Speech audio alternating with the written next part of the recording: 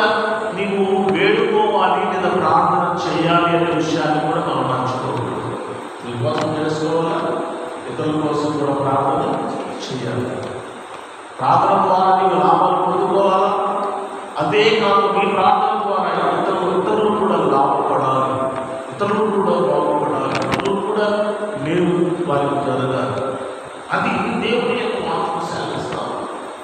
నీ సహోదరుడు నమ్మకం కానీ పాపం చేసినట్లయితే నువ్వు చూసినప్పుడు నువ్వు చేయాల్సిన పని ఏంటంటే మరి వెంటనే నువ్వు వేడుకోవాలి, వెంటనే ప్రార్థన చేయాలి.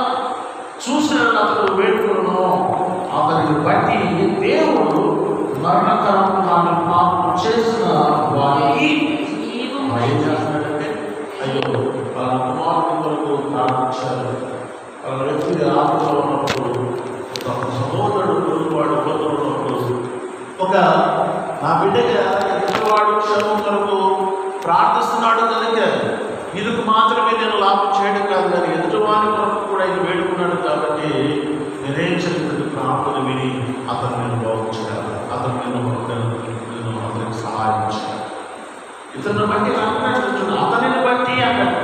ఎవరైతే ప్రార్థన చేస్తున్నారో, ఎవరైతే సహోదరుడు తప్పిదం చేస్తున్నాడో, తప్పులో ఉన్నప్పుడు మరి ఎరిగిన వాడే ప్రార్థిస్తున్నాడో, ప్రార్థన చేయు వారిని బట్టి దేవుడు అంటాడు మరణకరమ కానీ పాపం చేసిన వారికి ఏడుస్తున్నాడ జీవము దయచేస్తాడు. ఇది మనం ఆలోచించుకోవాలి. Must do. ఇక్కడ మనం తప్పకుండా చేయాల్సినటువంటి పని అయితే మనం ప్రార్థిద్దాం, ఆత్మను మన ఎదురు తెచ్చుకుందాం, ప్రార్థిద్దాం, హృదయంలోనికి యేసుప్రభువు తెచ్చుకుందాం, ప్రార్థిద్దాం, మన జీవితంలో మన నామమును బట్టి ఆచర్య కార్యములు మనలో ఆలోచిద్దాం. అంతేకాదు ఒక వ్యక్తి సమస్యలు ఉన్నప్పుడు వారి వరకు ప్రార్థించి వాడి సమస్యల నుంచి బయటకు తీసుకొచ్చిన సాధనాలుగా మనం నిలబడతాం. ప్రభు అది ఆశిస్తున్నాడు, ప్రభు కోరుకుంటున్నాడు.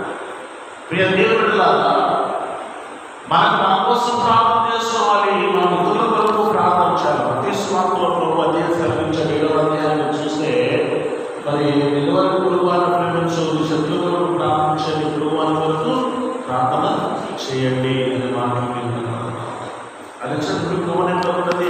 ఇతరులకు ఆత్మ కూడా ఏంటంటే నన్ను ప్రేమించు, నిలవని కుటుంబాన్ని ప్రేమించు అనే మాట కుటుంబం చూస్తాం.